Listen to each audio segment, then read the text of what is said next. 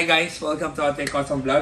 Pag-usapan natin tong Alphard seats. Ito yung upuan ng Alphard 2016 and up to 2018 ata eh. So, hindi ako particular pero kung anong year model pero pang Alphard to.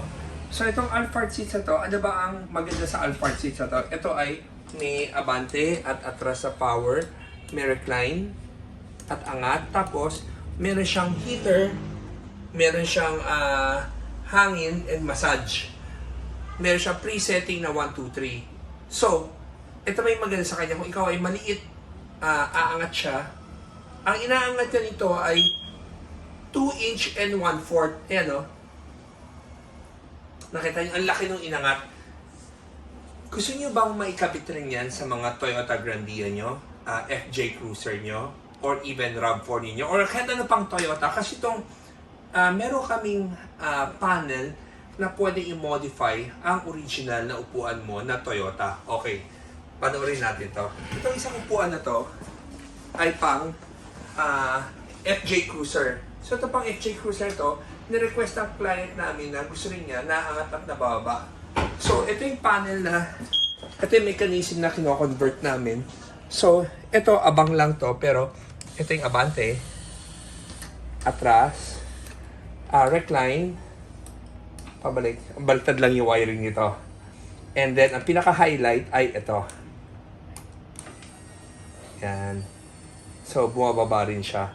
So, makita mo, yan rin yung gumagalaw, oh. Yung mechanism niyan. So, ang inaangat rin niya, so, 2 inch and 1/4 din ang inaangat niya. So, karamihan ng Toyota na sasakyan, kaya namin i-modify yung upuan ng driver and passenger seat para maging power. Tapos itong FJ Cruiser na to, gusto niyang sandalan ay pareho din doon sa Alphard. So, i-modify namin tong upuan ng FJ Cruiser para maging ganyan. Para salo yung shoulder mo dito. So, yung foam namin, akin yan. Okay. So, meron kaming Atoy Customs na foam, nakahawig ng Alphard. So, molded to ng Uratex foam. So, lahat ng foam ng Atoy Customs, kung mapapansin nyo, gawa ng Uratex, malambot yung sandalan, matigas yung dito sa shoulder, sa back. Yung gitna, malambot, ito pa rin mas matigas. So, nadidictate ng Uratex foam yan. So, pag ikakabit namin ito sa FJ Cruiser niya, syempre, yung framing nito ay hindi na rin magkakasya. So, ang ginagawa namin, tatanggalin namin yung original framing nyo. So, ibabalik namin sa may-ari yung original na framing, pati yung foam, at saka original na headrest mo. Papalitan namin ng ganito na. So, pwero doon sa power, may option kang palitan na yung foam mo na maging ganito, or even maging ganito. Ito yung design ng Toyota Elite. Ang maganda dito yung headrest. Ito yung may kasama siyang Atoy headrest.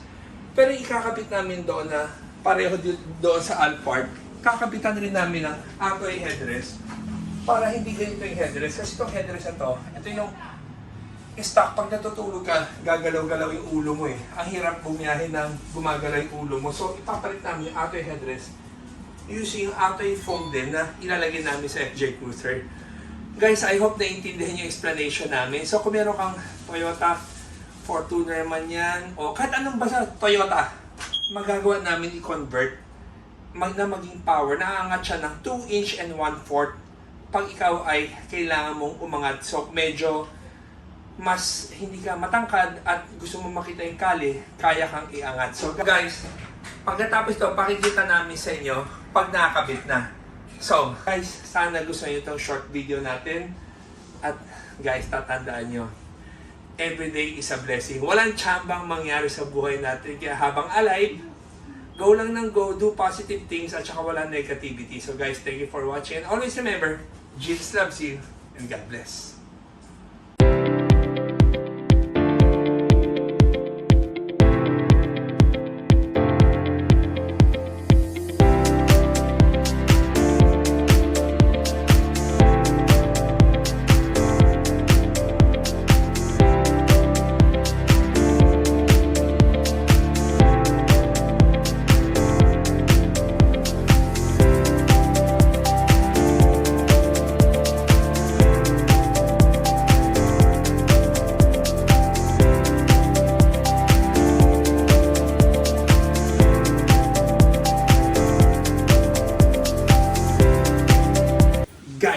maging komportable sa biyahe, gumamit ng Atoy headrest. 100% Filipino product.